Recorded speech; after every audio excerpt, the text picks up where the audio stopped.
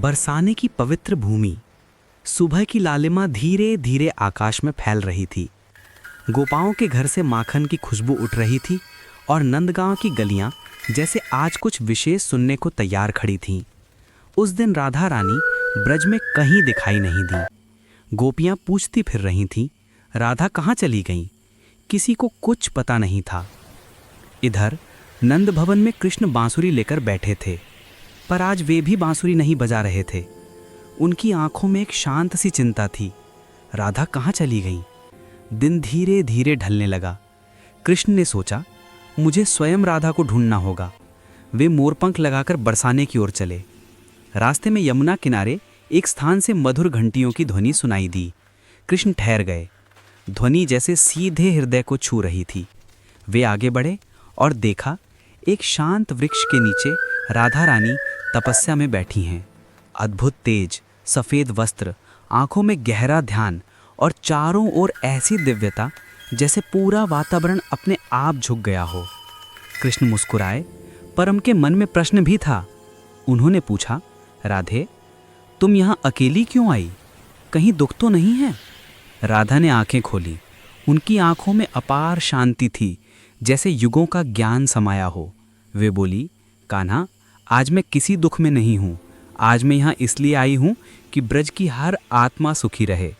कृष्ण बोले, राधे, तुम्हारे बिना तो ब्रज अधूरा हो जाता है, पर यह तपस्या किस लिए? राधा ने मुस्कुराते हुए कहा, कान्हा, प्रेम का मार्ग केवल पाने का नहीं, देने का होता है।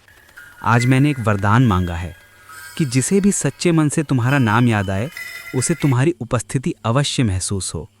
चाहे वह किसी भी अवस्था में हो, चाहे कितना ही टूटा क्यों ना हो, तुम्हारा नाम उसके लिए आश्रय बन जाए।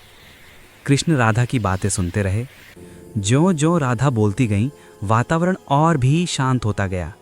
राधा आगे बोली, प्रेम वो नहीं जो केवल निकटता में मिले।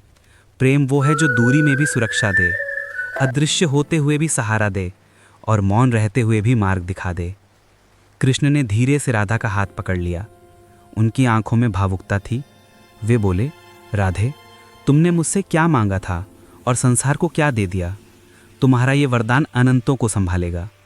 राधा ने कहा, कान्हा, तुम ही तो सृष्टि के आधार हो, पर आधार को भी कोई आधार देता है, वह प्रेम है। यही प्रेम ब्रज की शक्ति बने, यही मेरी इच्छा है। कृष्ण अचंभित थे। उन्होंने गंभीर स्वर में कहा, राधे, आज तुमने भक्त और भगवान के बीच का सेतु और भी सुदृढ़ कर दिया है। वे कुछ क्षण मौन खड़े रहे, फिर बोले, राधे, आज मैं तुम्हें एक वचन देता हूँ। जिस भी हृदय में राधा बसेगी, मैं वहाँ सदैव वास करूँगा, और जिस भी भक्त की आंखों में एक बूंद प्रेम होगी, मैं उसे कभी अकेला नहीं छोड़ूंगा। राधा मुस्कुराईं। उनकी मुस्कान देखकर पूरा ब्रज जैसे खिल उठा। धीरे धीरे सूर्य अस्त होने लगा। यमुना का जल सुनहरी हो उठा। राधा और कृष्ण साथ साथ चल दिए।